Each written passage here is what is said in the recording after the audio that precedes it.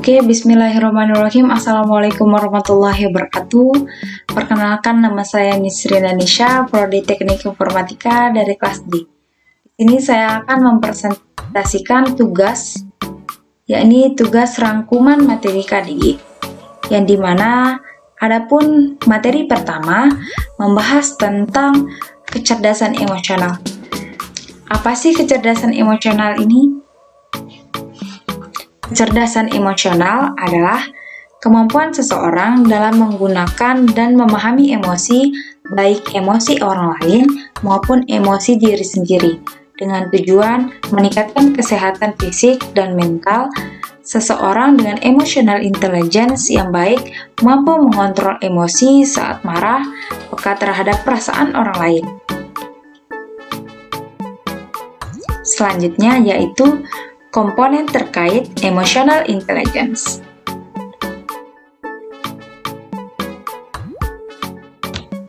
Yang pertama yaitu ada self-awareness, yang dimana menyadari perasaan atau keadaan yang sedang orang lain rasakan dan pengaruhnya terhadap orang lain. Yang kedua adalah self-regulation. Self-regulation adalah menggunakan kemampuan emosional untuk mengatur emosi yang akan memunculkan reaksi atau perilaku tertentu. Yang ketiga adalah internal motivation, yakni mengambil keputusan sebagai bentuk optimisme, rasa penasaran, dan keinginan untuk mencapai sesuatu. Yang keempat adalah empati, yang dimana memahami emosi orang lain dan menggunakan kemampuan ini untuk merespon orang lain berdasarkan tingkat emosional. Yang kelima adalah social skills.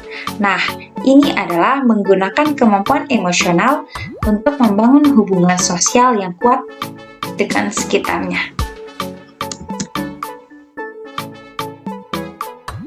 Selanjutnya yaitu cara meningkatkan skill emotional intelligence.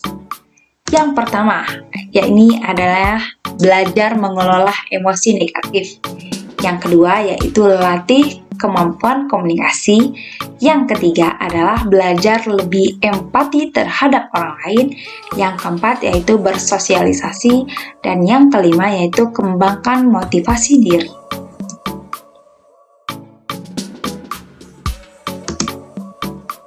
Selanjutnya yaitu materi kedua tentang pertimbangan dan pengambilan keputusan.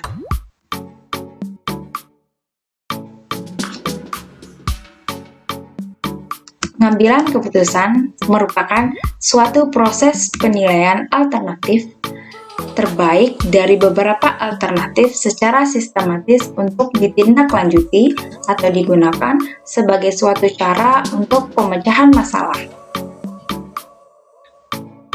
Selanjutnya yaitu cara mengambil keputusan yang tepat.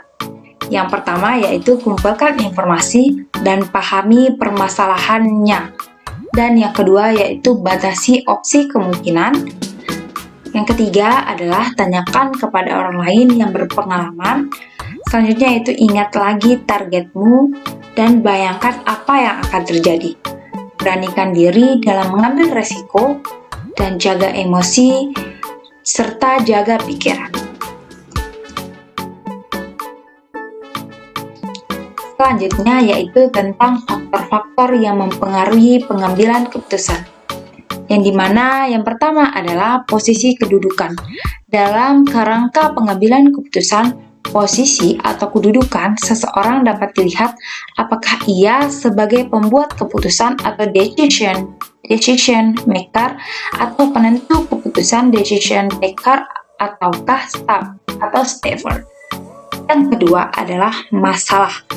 Masalah atau problem adalah apa yang menjadi penghalang untuk tercapainya tujuan yang merupakan penyimpangan daripada apa yang diharapkan, direncanakan atau dikehendaki dan harus diselesaikan.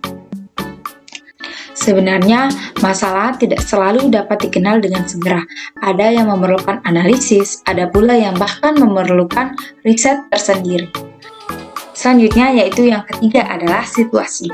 Situasi di sini adalah keseluruhan faktor-faktor dalam keadaan yang berkaitan satu sama lain dan yang secara bersama-sama memancarkan pengaruh terhadap kita beserta apa yang hendak kita perbuat.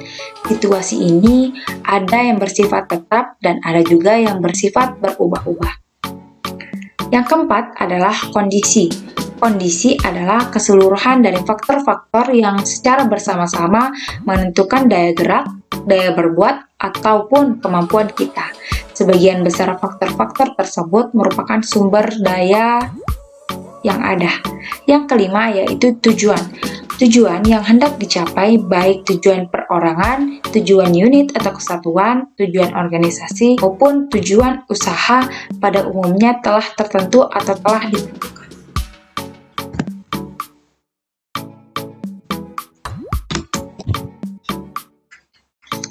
Selanjutnya yaitu tahapan pengambilan keputusan.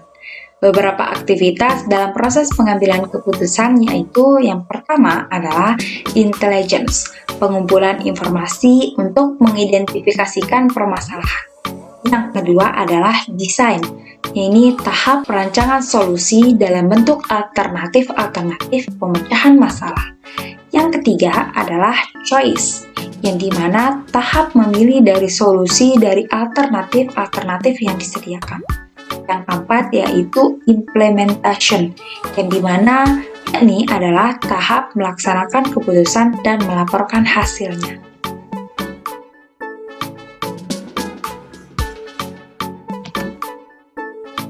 Selanjutnya yaitu materi ketiga tentang negosiasi.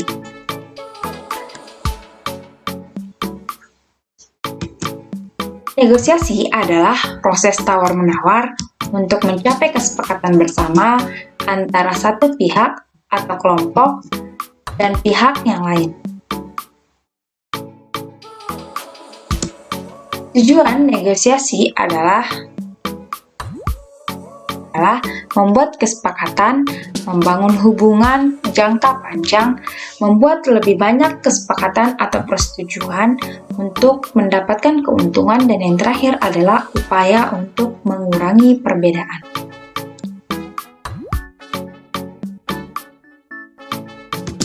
Selanjutnya yaitu faktor utama negosiasi. Adapun beberapa faktor utama negosiasi adalah sebagai berikut. Yang pertama adalah para pihak yang ikut serta dalam negosiasi. Yang kedua yaitu hubungan antar pihak.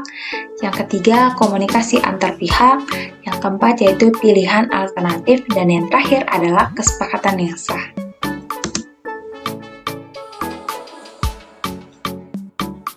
Selanjutnya materi tentang fleksibilitas kognitif. Apa sih fleksibilitas kognitif itu? Fleksibilitas kognitif adalah kemampuan seseorang untuk melepaskan diri dari satu tugas dan merespon yang lain atau memikirkan beberapa konsep sekaligus.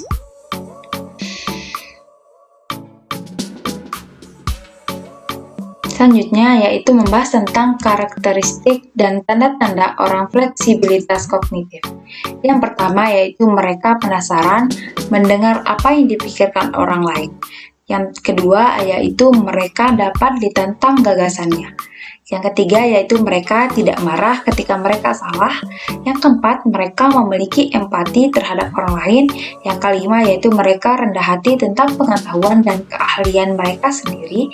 Yang terakhir adalah mereka percaya bahwa orang lain memiliki hak untuk membagi kepercayaan.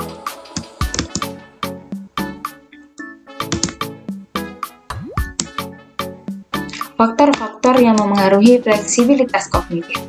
Yang pertama yaitu kepribadian, yang kedua yaitu keahlian, selanjutnya nyaman dengan ambiguitas, cara berpikiran terbuka, mengajukan pertanyaan, dan yang terakhir adalah berlatih kerendahan hati intelektual. Materi terakhir yaitu tentang personal branding. Personal branding adalah strategi untuk membentuk citra diri sendiri sehingga masyarakat atau orang lain dapat menilainya dari prestasi dan pencapaian yang dimiliki. Bisa dibilang, ini merupakan kesempatan Anda menampilkan keunikan serta ciri khas diri Anda. Selanjutnya yaitu pentingnya personal branding. Yang pertama yaitu pengembangan kepercayaan, yang kedua yaitu membangun kredibilitas, yang ketiga yaitu membangun rasa percaya diri, yang keempat yaitu memperluas koneksi, dan yang terakhir adalah menunjukkan diri sendiri apa adanya. Selanjutnya yaitu manfaat personal branding. Yang pertama, meningkatkan rasa percaya diri, yang kedua yaitu memperluas jaringan, dan yang ketiga adalah mengembangkan kemampuan dan meningkatkan daya juang.